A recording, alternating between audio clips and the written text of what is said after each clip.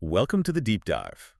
Today we are tackling South Korea, but we're going way beyond just K-culture and neon lights. We're giving you the actual strategic blueprint for a trip. Exactly. Our mission is all about focus. We want to help you get the most cultural impact with the least amount of logistical pain. And we're going to zero in on Busan, which is this amazing coastal city, and how to manage that essential trip from Seoul. Right, because that balance is everything. The Yeah. historical grandeur of Seoul against the vibrant coastal energy of Busan. And all this really strategic research comes to us from Gulpembe Yakun, the founder of Yakin Sanat. It's been developed using AI insights to basically map out the perfect trip. So they've done the hard work, crunched the numbers so we can get right to the fun parts and you can get the actionable steps. Let's start with, I think, the absolute basics, the logistics. Okay, so let's get into it with maybe the single most important piece of plastic you will carry, the T-Money card. It's your key to everything. Subways, buses, taxis. You can even use it in convenience stores. And it's cheap to get, right? Like only around $2,500 for the card itself. Yeah, but it's not just about paying, it's about using it efficiently. This is where people trip up, especially on the buses. You have to scan it when you get on. You have to scan it again when you get off F. Why is that second tap so important? That's the million-dollar question.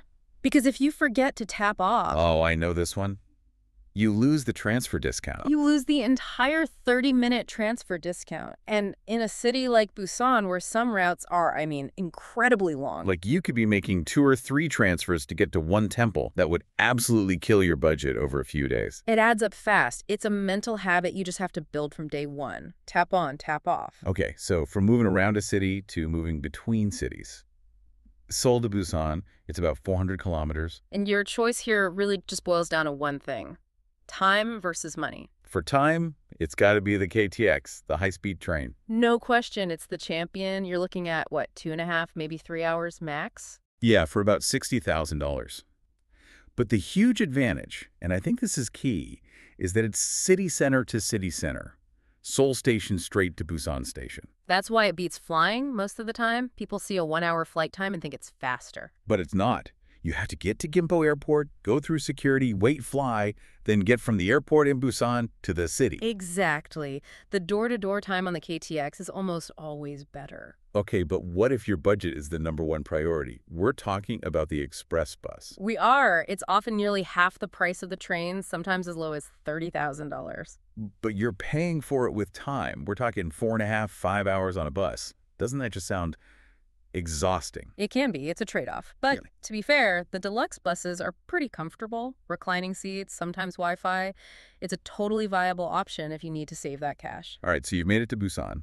Now, where do you stay? The research suggests this isn't just about a hotel, it's about choosing a travel philosophy. That's a great way to put it. Because Yeah. the city has this dual nature. On one hand, you've got modern coastal luxury. Bandai and Gwangali beaches, that's what you see on Instagram, Yeah. right? The high-rises, the fancy cafes, the beach clubs. You're staying somewhere like the Signal Busan, you're paying close to $200 a night, and you're there for the views and the modern vibe. But the other option is to go for what you call the authentic local core. Right. You'd say in areas like Junggu or Nampo. This puts you right in the historical heart of the city's trade. So you're right next to the Jigalji fish market, the Gukje market.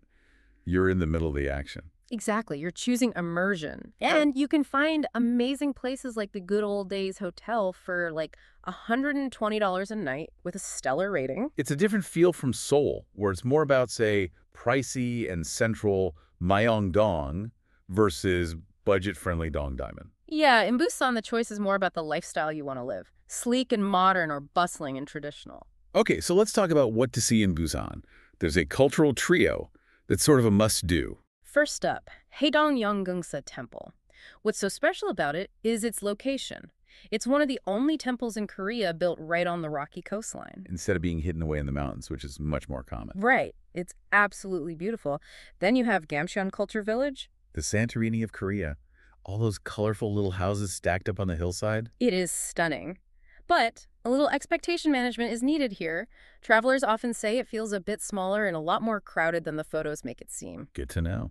And finally, for the views, the Songdo Marine Cable Car. And you have to get the glass bottom cabin. It's a little terrifying, but the view of the ocean right below your feet is incredible. But the real soul of Busan, and this was fascinating to me, isn't the seafood.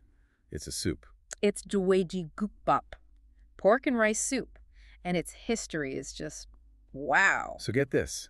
It started as poverty food during the Korean War in the 1950s. Refugees were using pork bones that were often thrown out by the U.S. military. They'd boil them for hours to get every last bit of nutrition. That's just incredible, transforming waste into a city's signature dish. And the broth becomes this milky, white, high-calcium liquid. The ritual is that you get it unsalted and season it yourself. With what? With chives, red pepper paste, and the key ingredient is sojo. That's a salty, fermented shrimp paste. You add it until it's just right for your taste. Then you can find this everywhere. Oh yeah, there's a whole street in Seomaeon famous for it. It's comfort food eaten all year round. Let's bring it back to logistics for a second. The time-money paradox. Yeah. You're at the temple Haedong Yeongeungsa, and you want to get to Gamcheon Culture Village. Right, two of the biggest sites, and they're on opposite sides of the city. Public transport with all the transfers will take you an hour and 42 minutes for just a few dollars. An hour and 42 minutes? That's brutal. Or a taxi takes 28 minutes, but it's going to cost you like $25. So this is where you have to be strategic. Is saving over an hour of your precious vacation time worth an extra $30,000? For me, that's an easy yes. That's not a splurge. That's buying back time. I completely agree. That's efficient travel engineering. You use that hour to actually enjoy the place, not sit on a subway. Okay, so let's jump 400 kilometers north to Seoul. A totally different energy. A mix of ancient history and, well, extreme modernity. And the history is centered around Gyeongbokgung Palace, the main palace of the Joseon dynasty. It's just immense. And here is the ultimate tip. The hanbok hack. Yes, you have to do this. You rent a hanbok, the beautiful traditional Korean dress nearby. And it's not just for the amazing photos. If you are wearing a hanbok, you get into the palace for free. It's a fantastic deal. And right next door is Bukchon Hanok Village, where you can walk through these beautiful, preserved, traditional Korean houses, these hanakas, that are nestled right between the big palaces. It's like stepping back in time for a little while, a quiet moment before you dive into the nightlife. Which is a story of contrasts. How can a bottle of soju, the national licking, cost less than $2? But a night out in Seoul can cost a fortune. It all comes down to status and location. You have two main poles, Gangnam and Hongdae. Gangnam means the Beverly Hills of Seoul. That's the vibe. It's pure luxury. Huge multi-level nightclubs, big EDM DJs, very high production value. And expensive. We're talking $20 to $40 cover charges. Drinks are $10 and up. Right. So even though soju is cheap, no one is drinking that there. It's an area for showing status.